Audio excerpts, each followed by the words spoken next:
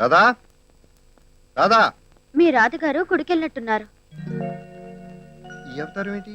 చీరలో అయితే పనులు చేయడానికి అనువుగా ఉంటుందని రాధకు చెప్పింది. సారీ నిషా, పాప రాధకుంటూ బాలేదు కదా, అందుకే పనులన్నీ చేయిస్తుంది.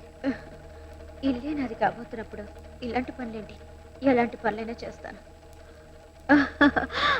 ఈ మాత్రం దానికి సారీ ఎందుకు డియర్? జేరేంటి ఎవరి ఇంటి బాగోదు, స్నానం చేయడానికి వెళ్తున్నాను, టవల్ పట్టరా.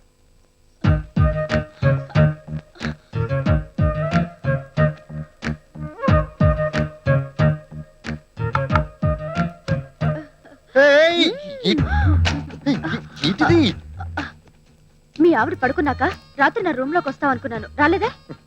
ఏం చేస్తాను నిషా, నేను పాజిటివ్, పరిస్థితులే నెగిటివ్ గా ఉన్నాయి, వెళ్ళిపో. ఇప్పుడు నెగటివ్ లేదు, పాజిటివ్ గా ప్రొసీడ్ అవ్వచ్చుగా. రాదొస్తే తొరిగిపోతాను, వెళ్ళిపో ఇక్కడి నుంచి. రాదు, ఆవిడ గుళ్ళో భక్తి మనకి బాత్రూమ్. నిషా చెప్పేది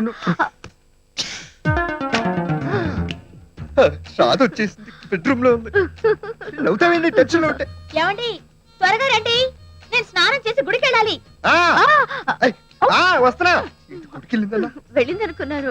ఏమండి వచ్చేస్తున్నా. రాధా రావద్దు, నేనే లోపలికి వచ్చేస్తాను. వద్దు, నేనే వస్తున్నా. రాధను బయటకు తీసుకెళ్తాను, ఈ లోపల మెల్లిక బయట నుంచి అటు నుంచి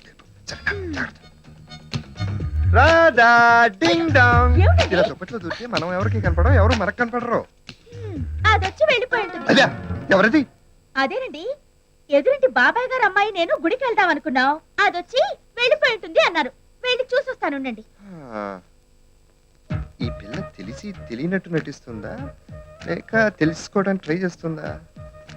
వాళ్ళ బాబేమో బయట హోటల్లో భోంచేయచ్చని చెప్పాడు, ఈ పిల్లేమో ఇంకో పిల్లని తీసుకొచ్చి ఇంట్లో పెట్టింది.